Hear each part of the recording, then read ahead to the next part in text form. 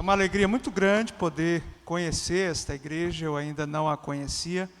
Quero agradecer ao reverendo Paulo César pelo convite, ao conselho da igreja também, que me confiou o púlpito nesta noite, numa ocasião tão especial, histórica, muito importante para a caminhada dos irmãos. É uma alegria para todos nós, para mim, para a Vilma, para a Sofia, para a Safira, para a Séfora. É um motivo de grande contentamento para estarmos aqui cultuando ao Senhor com os irmãos. Meus queridos irmãos, vamos abrir a palavra do Senhor sem mais demora. Juízes capítulo 17. Eu peço que os irmãos abram o texto bíblico, Juízes capítulo 17. Nós leremos do verso 1 ao verso número 6.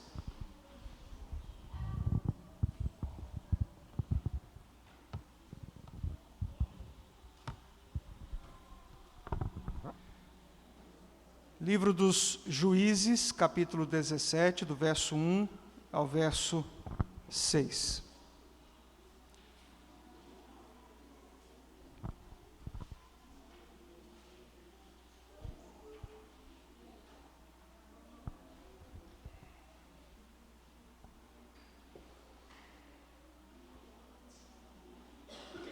Todos encontraram Juízes, capítulo 17, do verso 1 ao 6. Preste atenção, ouça a palavra do Senhor, que nos diz assim: Havia um homem da região montanhosa de Efraim, cujo nome era Mica, o qual disse à sua mãe: Os 1.100 siclos de prata que te foram tirados, por cuja causa deitavas maldições e de que também me falaste, eis que esse dinheiro está comigo, eu o tomei. Então lhe disse a mãe: Bendito do Senhor seja meu filho. Assim restituiu os 1.100 siclos de prata à sua mãe, que disse: De minha mão dedico este dinheiro ao Senhor para meu filho, para fazer uma imagem de escultura e uma de fundição, de sorte que agora eu te devolvo. Porém ele restituiu o dinheiro à sua mãe, que tomou 200 siclos de prata e os deu ao ourives, o qual fez deles uma imagem de escultura e uma de fundição, e a imagem esteve em casa de Mica. E assim este homem, Mica, veio a ter uma casa de deuses, fez uma estola sacerdotal e ídolos do lar, e consagrou a um de seus filhos para que lhe fosse por sacerdote. Naqueles dias não havia rei em Israel, cada qual fazia o que achava mais reto. Meus irmãos, o livro dos Juízes, ele nos mostra um período muito importante na história do povo de Israel.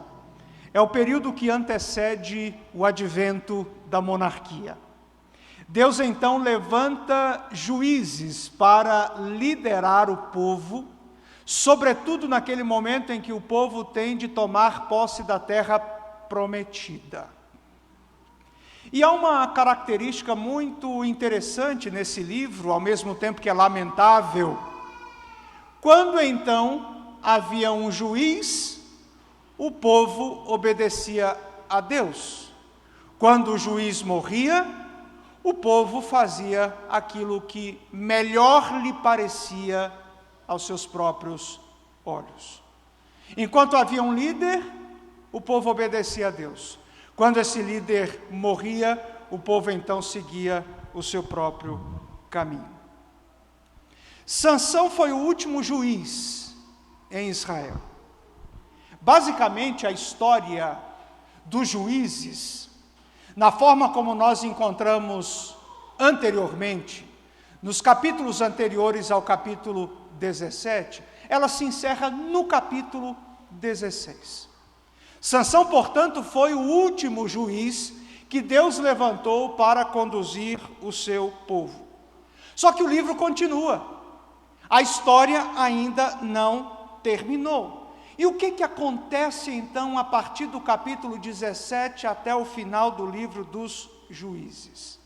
Há uma espécie de anexos que vão completar a compreensão da mensagem de todo o livro dos Juízes. E os episódios que serão narrados nos últimos capítulos obedecem a uma narrativa diferente da narrativa anterior. Eles montam, com os primeiros capítulos do livro, lá atrás, uma imagem panorâmica de como então o povo vivia. Como era a vida do povo enquanto lideravam os juízes em Israel e também quando eles eram retirados do seu posto. E no início do capítulo 17, o texto começa a nos contar sobre uma família, a família de Mica. E os 6 primeiros versículos, eles servem para nos falar sobre uma família que aparentemente servia a Deus direitinho, mas o fazia de maneira vazia. Por isso, meus irmãos, eu quero lhes convidar a olharem para o texto que nós acabamos de ler, para que nós juntos pensemos então sobre um tema que vai conduzir a nossa reflexão hoje. Nessa data tão importante, nós vamos falar sobre uma família vazia da fé. Uma família cuja fé era vazia. E é possível, meus irmãos, nós encontrarmos famílias que dizem crer em Deus, que até dizem servir a Deus e ter fé em Deus, mas essa fé pode ser uma fé vazia. E o que nós pedimos ao Senhor é que Ele não nos permita sermos uma família cuja fé é uma fé vazia. Então, eu peço a todos que prestem bastante atenção no texto, para então observarmos algumas lições preciosíssimas que a palavra do Senhor tem para o nosso coração nessa noite especial, ao pensarmos aqui sobre uma família de fé vazia. Bom, alguns aspectos que nós encontramos aqui no texto demonstram o vazio da fé dessa família e que se tornam evidentemente lições para nós hoje. Em primeiro lugar, meus irmãos, uma família de fé vazia eufemiza o pecado. Essa é a primeira lição que eu quero que você guarde no seu coração.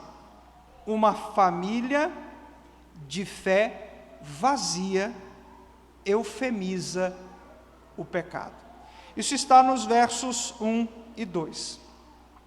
O primeiro versículo do capítulo 17 serve para nos informar de onde era Mica, esse homem que aparece aqui representando a sua família. O texto bíblico diz que ele era da região montanhosa de Efraim.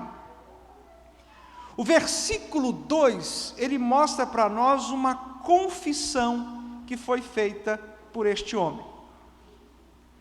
A sua mãe, ela teve uma quantia de dinheiro furtada. Sumiram 1.100 ciclos de prata de seus cofres. A mãe de Mica, ela falava maldições por causa do sumiço do dinheiro. Imagine, quem não ficaria uma arara diante de uma perda tão significativa como essa? Era uma família, pelo que nós observamos na narrativa, que não havia indícios de que adorava a Dagon, de que adorava a outros deuses pagãos. Eles serviam ao Senhor, só que eles não serviam ao Senhor de uma maneira substancial. Mica confessa então para sua mãe que ele próprio havia furtado o dinheiro dela. Ele confessa o seu pecado. E ela recebe, curiosamente, a confissão do pecado do seu filho com alegria. Ela chama o filho, ladrão, porque ele quebra o 8º mandamento, de bendito do Senhor. Ou seja, não há bronca, não há confrontação, não há leitura da lei do Senhor, confrontando o rapaz e dizendo: meu filho, você está laborando em erro. Como você pôde então quebrar os mandamentos do Senhor, furtando o dinheiro da sua própria mãe? Não há oração de confissão, portanto não há arrependimento. Meus irmãos, observem uma coisa: os pais podem exagerar nos extremos. Pais podem ser legalistas e punitivos de um lado, mas também podem ser lenientes e condescendentes do outro. Pais que passam a mão na cabeça dos filhos sem a devida confrontação do coração estão tão errados quanto pais que exageram no rigor. E aqui nós temos um exemplo do que nós vemos muito costumeiramente por aí sobre o perdão. Aqui o rito de reconciliação, ele é bagunçado, ele é feito de maneira superficial. O filho confessa, mas não há confrontação, não há arrependimento. Parece que a mãe se preocupa mais com o dinheiro do que com o que o filho foi capaz de fazer, roubando, furtando os recursos da sua própria mãe. Meus irmãos, isso mostra que a fé dessa família era uma fé vazia. Há muitos crentes assim, são nominais, são crentes que dizem servir ao Senhor, serem devotos ao Senhor, mas o comportamento que eles apresentam negam a profissão de fé que fizeram. O problema de uma fé vazia, dentre muitos, é que uma fé vazia eufemiza o pecado. Pastor, o que significa isso? Significa que o pecado é suavizado, significa que o pecado não é levado em consideração em sua gravidade e perigo. É a mãe que diz: meu filho, o mais importante é que você devolveu o dinheiro da mamãe, mamãe vai até lhe dar um presentinho por isso. É uma mãe complacente com o pecado do filho, uma mãe que passa a mão na cabeça do filho, uma mãe que não trata o pecado do modo como Deus o trata, de maneira séria. É por isso que não há arrependimento, é por isso que não tem como haver reconciliação verdadeira aqui. Daí a pouco ele pode fazer de novo com muita facilidade. Meus irmãos, o pastor John MacArthur, no livro Sociedade Sem Pecado, logo no prefácio, ele diz uma coisa muito importante. A fraqueza da igreja não está no envolvimento exagerado dos crentes com a política ou com a administração de nossa cidade, mas sim na sua excessiva facilidade em absorver falsos valores de um mundo incrédulo. O problema não é a ausência acentuada de ativismo, mas o excesso de assimilação. Nossa sociedade, meus irmãos, estabelece uma guerra contra a culpa, e nós acabamos assimilando isso.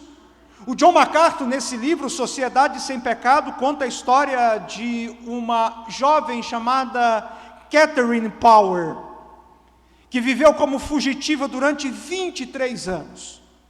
Em 1970, no auge do radicalismo estudantil, Kate participou de um assalto ao Banco de Boston.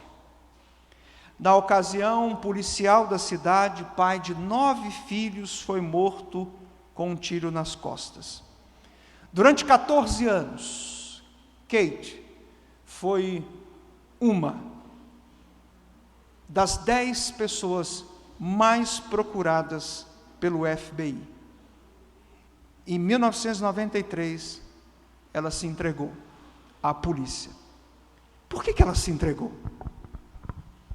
Ela respondeu o seguinte: sei que devo responder a essas acusações do passado, a fim de viver com total autenticidade no presente. Ela se entregou por causa da culpa que sentia? Não. Ela se entregou porque ela queria sua vida de volta. Ela queria sua integridade. Ela queria se sentir bem com ela mesma. A sociedade contemporânea, em seus discursos, irmãos, não reconhecem palavras como arrependimento, contrição, expiação, restauração e redenção. A sociedade de hoje é tão vazia quanto a sociedade da época dos juízes. O pecado de Mica foi suavizado. E se não há reconhecimento da culpa, não há arrependimento, não pode haver perdão legítimo, ainda que alguns queiram dizer que sim, que isso é possível. Não, é farsa. É um perdão de faz de contas, se o pecado não é tratado devidamente. Meus irmãos, isso pode acontecer conosco, isso pode acontecer com as nossas famílias, isso pode acontecer com a igreja. Nós podemos assimilar o comportamento de um mundo caído. Pais não disciplinam os filhos, pastores não falam sobre pecado, presbíteros não querem se envolver com a admoestação dos membros, nem com a disciplina eclesiástica. Uma fé vazia produz isso. É fé estética, como a de muitos que nós vemos por aí. Ela é cosmética, é apenas para embelezar o discurso, não é uma fé de fato. É o que está acontecendo neste momento, conforme o relato que nós lemos. Uma família de fé vazia eufemiza o pecado. Essa é a primeira lição. Mas há uma segunda lição no texto, que nos mostra que uma família de fé vazia manipula a adoração. Versículos 3 e 4. No versículo 3, o texto diz que Mica restitui o dinheiro à sua mãe. E aí a sua mãe, como resposta, diz que dedicará aquele dinheiro ao Senhor. É isso mesmo, ao Senhor. Ela quer adorar o Senhor, ela quer agradecer ao Senhor, só que ela o faz de acordo com seus próprios critérios. Ela deseja que seja feita uma imagem de escultura de Deus. E, meus irmãos, essa postura está em franca oposição àquilo que o próprio Deus ordenou no segundo mandamento, por exemplo. Versículo 4. Nele a informação é que ela não dá o dinheiro todo, como ela havia dito anteriormente. Claro, ela não é boba. 200 ciclos de prata são destinados a um ourives que fez uma imagem de escultura e de fundição, e o texto bíblico diz que a imagem esteve na casa de Mica. Vejam, embora a família de Mica tenha o interesse de servir a Deus, a fé que essa família expressa é uma fé vazia.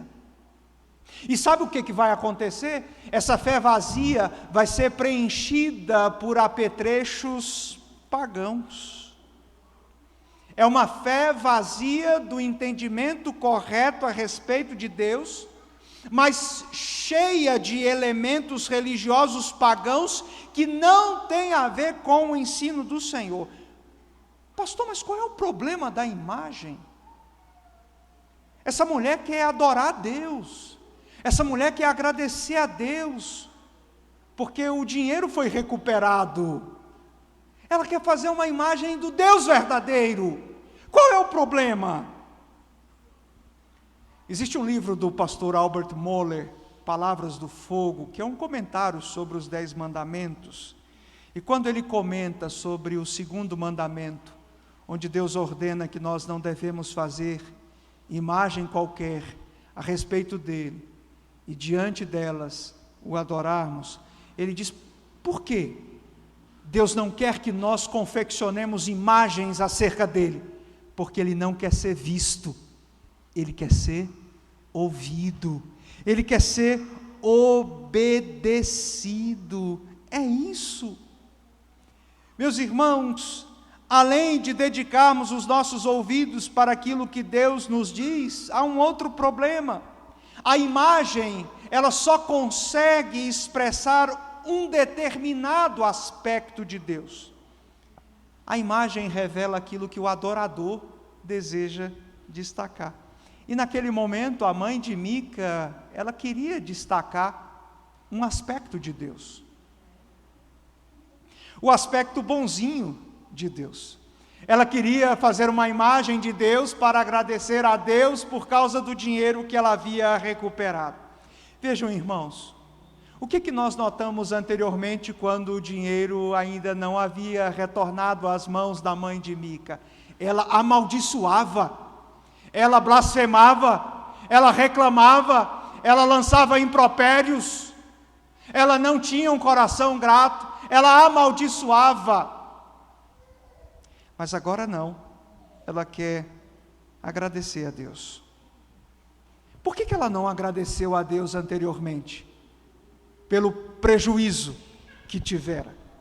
Porque ela achava que Deus não estava naquilo, mas agora sim. E aí ela quer destacar o lado bom de Deus, não o lado que amarga a nossa vida. Meus irmãos, Deus quer que nós o adoremos pelo que Ele é. Ele é o Deus Todo-Poderoso que está no controle de todas as coisas, quando as coisas vão bem, mas quando as coisas vão muito mal. O nosso Deus é o Deus que deve ser adorado, a quem nós devemos agradecer quando nós celebramos 13 anos de organização de uma igreja, mas também quando os trabalhos na igreja vão muito mal. Nós agradecemos a Deus pela recepção de membros, mas agradecemos a Deus quando eles vão ser disciplinados. Nós agradecemos a Deus quando o país vai bem, mas agradecemos a Deus quando ele vai mal. Nós agradecemos a Deus quando as coisas boas acontecem nas nossas vidas, mas nós também devemos agradecê-lo quando Ele, pela sua providência, amarga a nossa caminhada. Esse é um dos problemas da imagem. A mãe de Mica queria fazer uma imagem de um Deus que ela achava que era o correto, não o Deus verdadeiro. A imagem de Deus tem a finalidade de moldar Deus, de purificá-lo de algumas partes que delas nós não gostamos. Em um quadro de Jesus, por exemplo, nós podemos pintá-lo, um Jesus sorridente, um Jesus abraçando pecadores, colocando criancinhas no colo. Mas e aquele Jesus que abandona muitas cidades sem realizar milagre algum? E quando ele então, de maneira muito vigorosa, açoita animais? E quando ele é duro com a sua própria família? A mãe de Mica, meus irmãos, quer manipular Deus. Ela quer adorar a Deus do seu jeito. Deus diz que não, ninguém deveria fazer imagem de escultura a respeito dele e adorá-lo. Mas ela insiste com isso, porque ela quer adorar a Deus do seu jeito. E meus irmãos, isso acontece muito hoje. Eu não sei se você já ouviu alguém dizer coisa do tipo: o Deus que eu sirvo não é assim. Eu não acredito num Deus que permite que essas coisas aconteçam. Para mim, Deus é assim. Não dá mais para servir um Deus que faz isso, que proíbe aquilo. As pessoas que dizem isso, elas construíram uma imagem de Deus, conforme a sua própria imagem e semelhança.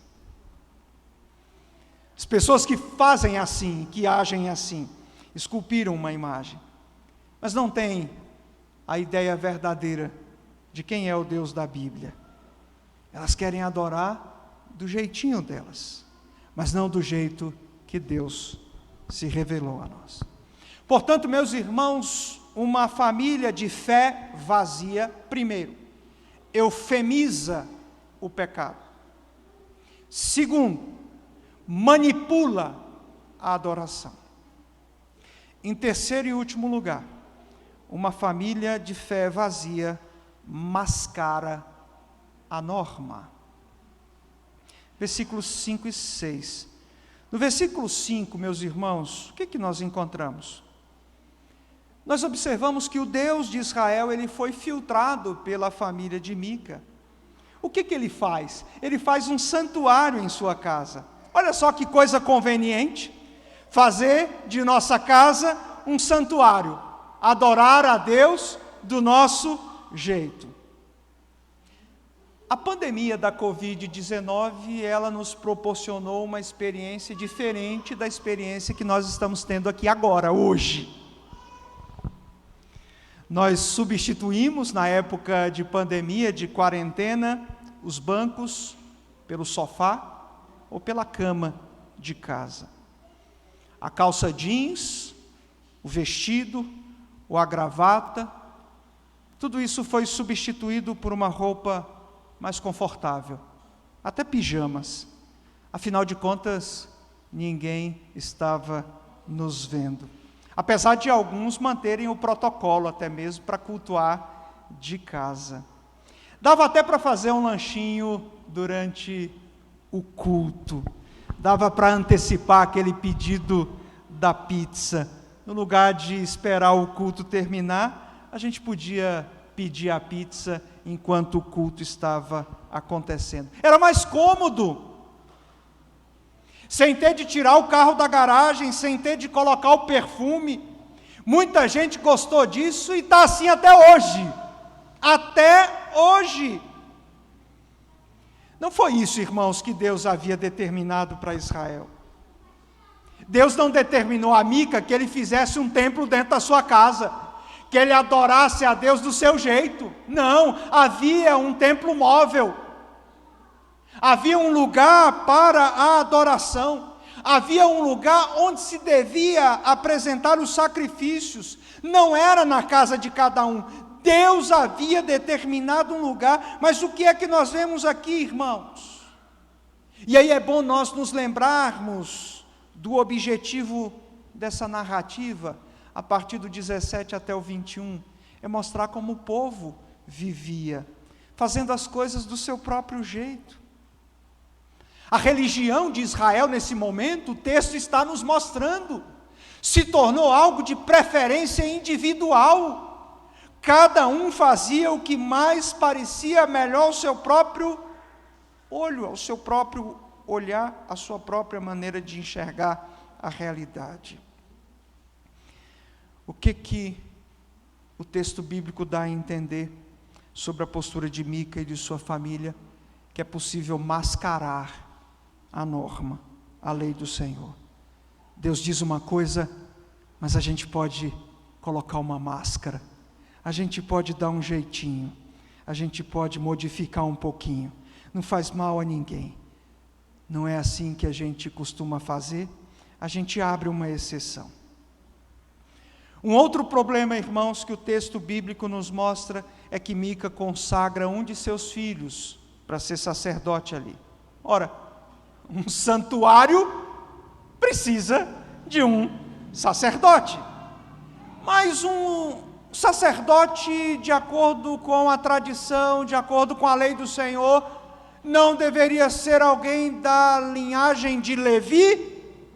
Sim, só que Mica resolveu fazer do jeito dele. Ele próprio estabeleceu a norma. Essa é uma forma, irmãos, de domesticar Deus, de querer que Deus seja a nossa imagem conforme a nossa semelhança, e não o contrário. Meus irmãos, a fé do povo de Deus é uma fé revelada. A fé que nós abraçamos, a fé que os irmãos acabaram de professar publicamente, ela não é fruto de raciocínio ou de experimentos. A fé que nós demonstramos é aquela que foi dada aos santos de uma vez por todas, ela foi revelada. Deus quer que nós o adoremos como Ele é, e não como nós gostamos de que Ele fosse. Não, é do jeito que Ele revelou. Não é de acordo com a nossa imaginação. Vejam, a família de Mica molda Deus conforme os seus interesses, conforme os seus planos. Eles obedecem apenas às leis que eles acham mais interessantes e ignoram outras. Não é assim que nós fazemos às vezes, irmãos. Nós usamos aquilo que nos serve e nós descartamos aquilo que nós achamos mais severo, mais insensível. Esse não é o Deus da Bíblia. Esse não é o Deus que eu penso ser. É assim com a sociedade. Ela faz aquilo que parece ser melhor aos seus próprios olhos. É o que nos diz o verso final da nossa passagem, o verso número 6. O verso diz que não havia rei naquela época, mas havia juízes. E mesmo assim, o povo fazia conforme achava mais reto fazer. Isso mostra que achismo é coisa dos antigos também, não é uma coisa da contemporaneidade. Só que nós não podemos ser guiados assim, irmãos. Será que é difícil para nós entendermos que a Bíblia é a nossa única regra de fé e prática, aquela regra absoluta? Então nós precisamos pensar sobre isso. Nós precisamos ter cuidado com a palavra do Senhor, que é o critério para conduzir a nossa vida. Não são, irmãos, as nossas preferências individuais que devem nos moldar, é a palavra do Senhor. Quem vive de achismo e de religião em si mesmada é quem possui uma fé vazia, não uma fé baseada na palavra do Senhor. O povo da época dos juízes precisava de alguém que lhes desse uma fé autêntica, uma fé robusta, uma fé substancial. E eles precisavam do Senhor, para que não vivessem do jeito que viviam. E a condição do povo, irmãos, naquela época, aponta para a condição do povo nos nossos dias. Já pensou se cada um de nós viver do modo como cada um de nós acha ser o melhor modo de nos portarmos? O fim é perdição. Cristo tem de ser a nossa referência. O livro dos Juízes aponta para Cristo.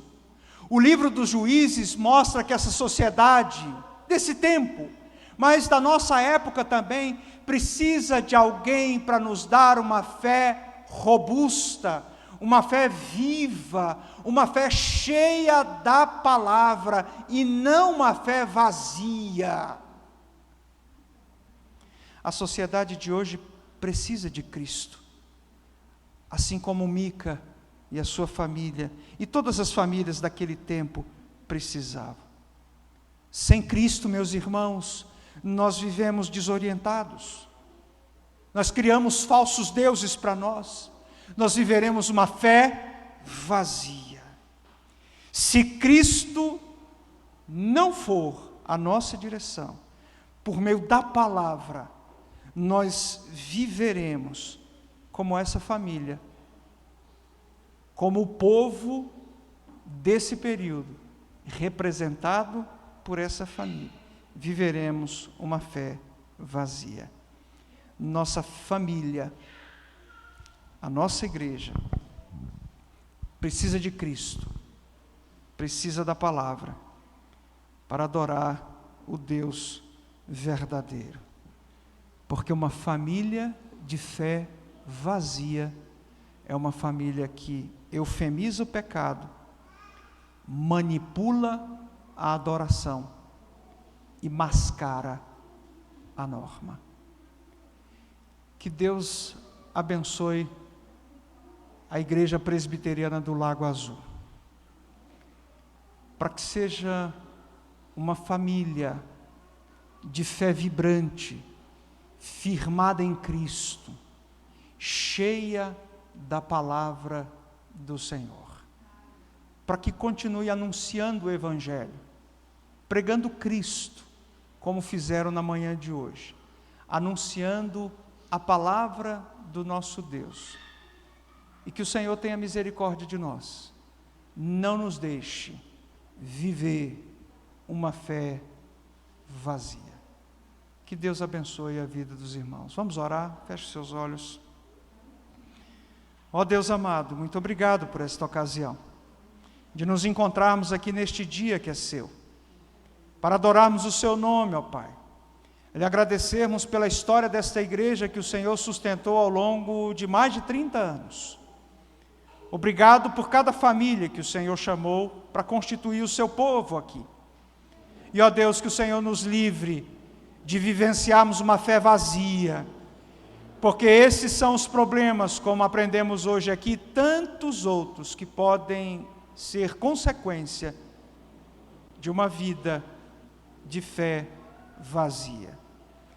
Que a fé dessa igreja continue sendo sustentada pela sua palavra, que esteja firmada em Cristo Jesus, o seu Filho, e continue abençoando esse povo e essa amada igreja por tantos anos quantos o Senhor, ó Deus, determinou para que ela seja sal e luz aqui nessa região.